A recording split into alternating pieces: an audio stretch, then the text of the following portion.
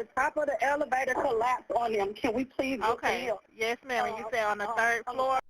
Newly released 911 calls capturing the chaotic scene when an elevator at an Atlanta high-rise suddenly drops, pinning a student athlete in between two floors. Jamarcus McFarland died a short time later, and tonight we are hearing from his football coach amid more questions about what caused the elevator to fall. Joe Hankey has the latest now on the investigation. Coach Sean Tarrant recruited Jamarcus McFarland from Missouri to attend Champion Prep Academy here in Atlanta. McFarland started at CPA in early August with dreams of playing football for a top university. Tarrant wrote 11 Alive today. This young man was 6'5", 300 pounds, and he ran like a deer. He was a tough cookie. Besides all that, Jamarcus had a smile that would brighten up the world. It was a pleasure coaching this young man. All his fellow teammates loved him.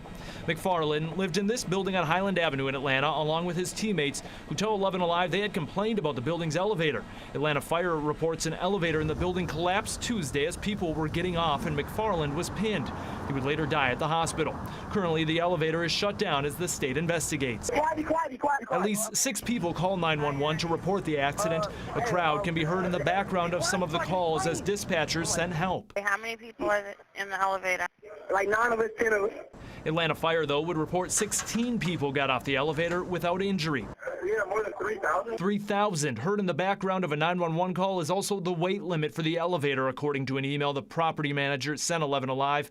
It goes on to say the 16 young athletes who were inside the elevator when this occurred pushed that limit to nearly 4,000 pounds. Unfortunately, this appears to be what started the domino effect of events leading to the unfortunate death.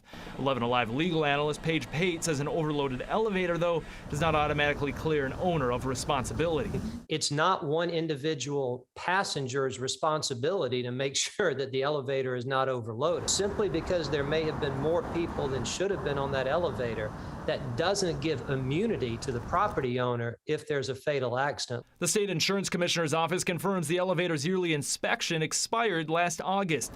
Pate says that presents a scenario where the owner could be at fault, but it is more complicated. The question is, did that failure to have it inspected lead to the injury that occurred? In other words, would the inspection have caught something that the property owner could have fixed? And on Wednesday, state officials told us it is a property owner's responsibility to make sure their elevators are inspected yearly. But now the property manager for this building in question is disputing that, saying they believe it's the state's responsibility.